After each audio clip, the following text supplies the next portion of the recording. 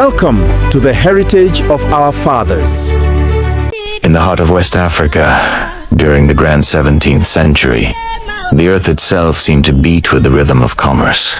This was the age of kings, of powerful empires, and the dusty roads that connected them were the arteries of life, pumping wealth, culture, and power across the land. Our story begins on one such road, the vital artery connecting the mighty Benin Kingdom to the sprawling Oyo Empire. The song, a merciless golden orb, beat down upon the long caravan snaking its way through the savannah. Dust, fine as pollen, rose in clouds with every footstep, coating the skin of man and beast. At the head of this procession walked Adesua, a merchant of Benin, in her late 30s, her-skinned, the color of rich, dark soil after a rain, glistened with a light sweat. Around her waist was a wrapper of deep crimson cloth, intricately woven, and on her neck, wrists, and ankles, the unmistakable sign of her heritage and wealth. Ropes of fiery red coral beads. She was not just a trader. She was a daughter of Benin, carrying its pride along with its goods. Beside her, a younger man named Oho, barely 20, struggled with the heavy sack. He was an apprentice from a village near Oyo, his skin a shade lighter, like polished bronze. He wore the traditional attire of his people, a shirt and trousers made of Ogiso oak, the stripes of the fabric telling a story of their own. He was new to the trade routes, and his eyes were wide with a mixture of exhaustion and wonder. Adesua? Ohu panted, shifting the sack of kola nuts on his shoulder. Are we close to the next watering hole? The sun is a cruel master today. Adesua smiled, a flash of white in her dark face. Patience, young one. The road tests us, but it also rewards us. Look, she pointed ahead. Through the shimmering heat haze, a cluster of huts and a well came into view. The village of Alaro. We rest there. We trade there. Her caravan was a moving treasure chest. Baskets overflowed with precious ivory, painstakingly carved by Benin masters. Bronze heads that features serene and powerful were carefully wrapped in thick cloth. Bags of pungent black pepper, worth its weight in gold, sat beside strings of coral beads that caught the light like captured embers. These were the treasures of Benin, destined for the bustling markets of Oyo and Ife. As they entered Ilo, a market town that sat at the crossroads of cultures, the air changed. The low hum of the open road was replaced by a symphony of sounds, the sharp, rhythmic clang of a blacksmith's hammer, the boisterous laughter of traders haggling, and the melodic blend of Edo and Yoruba tongues filled the air. Women in colorful wrappers, much like Adesua's, moved with grace, balancing baskets on their heads. Men in flowing agbadas, their Ogiso shimmery, greeted each other with deep, respectful bows. Adesua was a known figure here. Tommy. Adesua, welcome. Adesua, welcome, called out a stout man named Babatunde, his face creased with a permanent, friendly smile. He was an oil merchant, a master of textiles. His stall was a rainbow of woven fabrics. Babatund, my friend, Adesua replied, her voice warm. Your looms have been busy. I see. The colors are brighter than the parrots in my father's courtyard. They exchanged pleasantries, the easy rapport of old trading partners. Theirs was a relationship built not just on profit, but on mutual respect and years of shared journeys. Babatunda admired the sheen on her bronze statuettes, and she, in turn, ran her fingers over the rich texture of his newest Ogiso oak designs. This was more than just a transaction. It was a cultural handshake. While Adesua negotiated, Oho wandered through the market, his senses overwhelmed. He saw a musician plucking a kora, its notes dancing in the air like fireflies. He watched a group of children, some in Benin wrappers, others in Oyo shorts, playing a game with pebbles. Their laughter a universal language.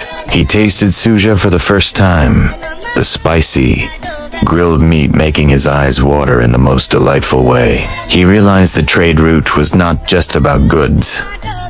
It was about people. It was about this incredible fusion he was witnessing firsthand.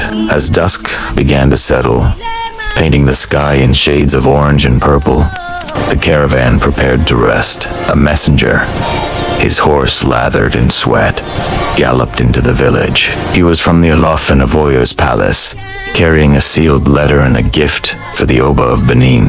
It dismounted a tall, lean man named Bayo, his face etched with the urgency of his mission. He sought out the most senior Benin representative, and all eyes turned to Adesu. She received the scroll with a bow of her head.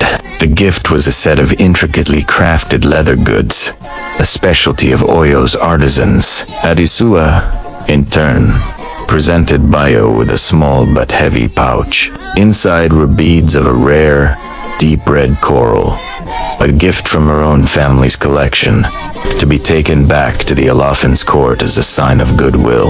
It was a silent, powerful form of diplomacy, conducted not in palaces, but here, on the dusty ground of a common market.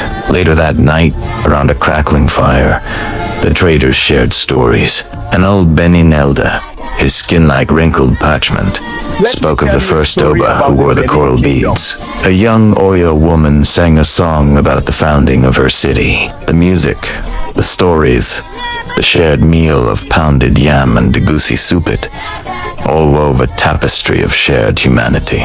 Oho listened, captivated. He had left his village thinking only of the coins he would earn. Now, he saw something far greater. He was part of a living history, a thread in this magnificent tapestry connecting to great peoples. The next morning, as the sun's first rays broke over the horizon, the caravan moved on.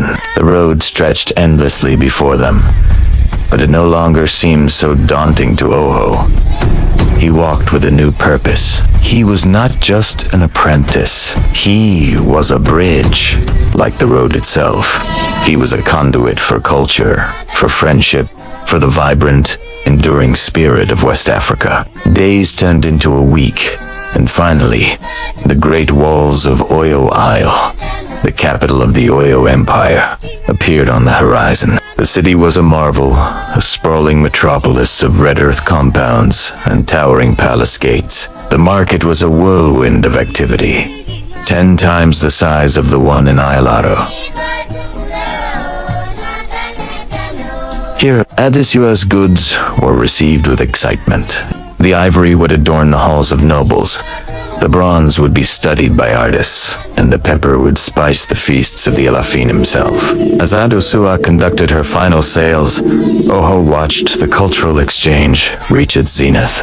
Benin dancers, their movements sharp and precise, performed alongside Yoruba drummers, whose rhythms were a force of nature. The music of both kingdoms intertwined, creating a new, exhilarating sound. He saw a Benin woman teaching a group of Oyo girls how to tie their wrappers, their laughter echoing in the crowded square. Before they departed for the return journey, Adesua sought out Oho. She placed a single, polished coral bead in his hand. "You have a good eye, and a strong back," she said.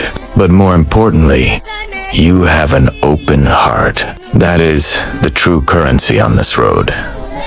Oho looked at the bead, its color as deep and rich as the earth they walked upon. He then looked at his own aso, oak clothing. He saw not the uniform of one people, but a part of a much larger, more beautiful pattern. As their caravan turned back towards the ancient kingdom of Benin, laden now with Oyo's finest textiles, leather goods, and the friendships forged along the way, the setting sun cast long shadows. The reflections on the golden ornaments and coral beads seemed to glow with an inner light, a light fueled by centuries of diplomacy, unity, and the simple, profound act of exchange.